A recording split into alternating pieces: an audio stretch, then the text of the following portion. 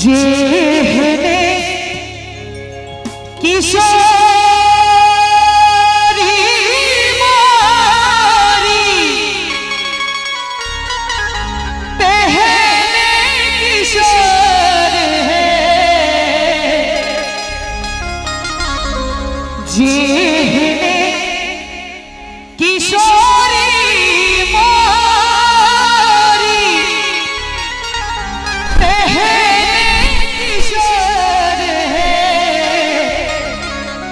एक बार दुल्हा दुल्हन के लिए ताली बजा देवे सब गोटे। चाचा जी के लिए हूँ बजा दियो। जय हो। विधना लगा बोल जोड़ी विधना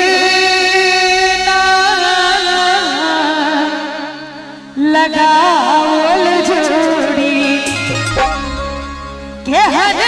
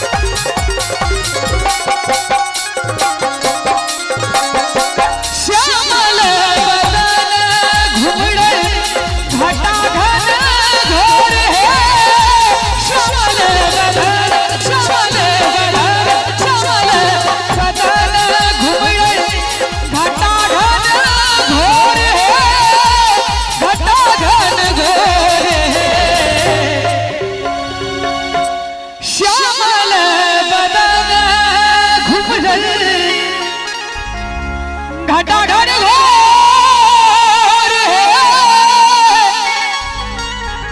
घटाघट घोर है एम है किशोरी मोरी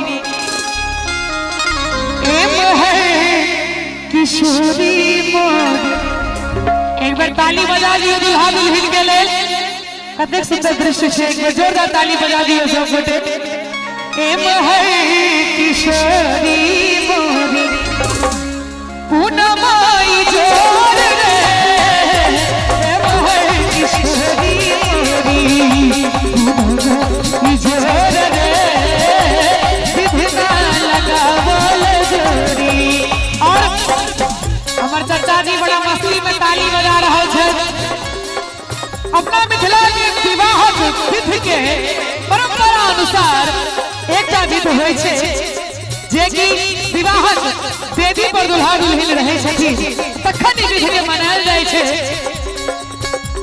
उठू उठुआ हे सखी लावा छिरिया हे उठू उठू हे सखी लावा छिरिया हे दुल्हा दुल्हिया दुल्हा दुल्हिया बेदिया घुमाओ है दुल्हा दुल्हिया के बेदिया घुमाओ है दुल्हा दुल्हिया के। और दुल्हा सरकार के परिचय छलन है। अखन जयमाला हेतै। जयमाला के बाद विवाह करल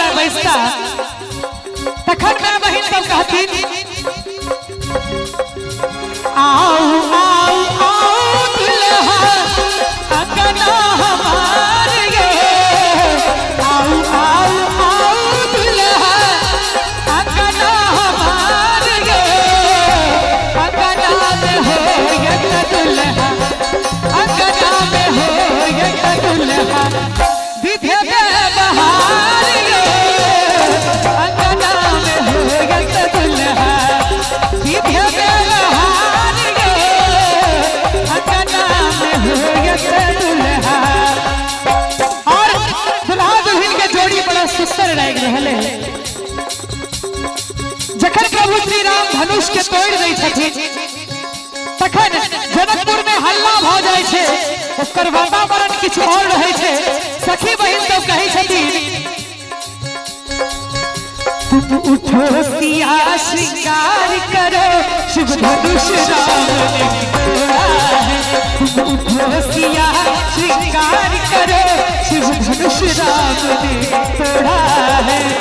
तोड़ा है भाई तोड़ा है सीता से नाता जोड़ा है तोड़ा है भाई तोड़ा है सीता से नाता जोड़ा है तोड़ा है भाई तोड़ा है राधा से नाता जोड़ा है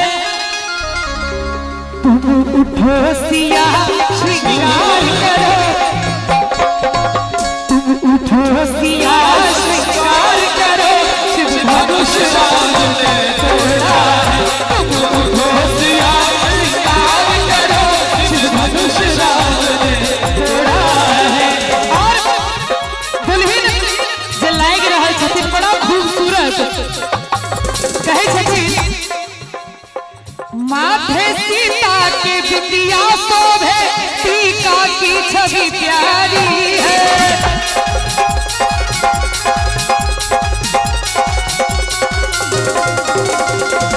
माथे सीता के टीका शोभे बिंदिया की छवि प्यारी है एक बार तालियों बजा दियो ना सब दियो कने भरो से सब गोटे ताली बजा दियो प्यारी है भाई प्यारी है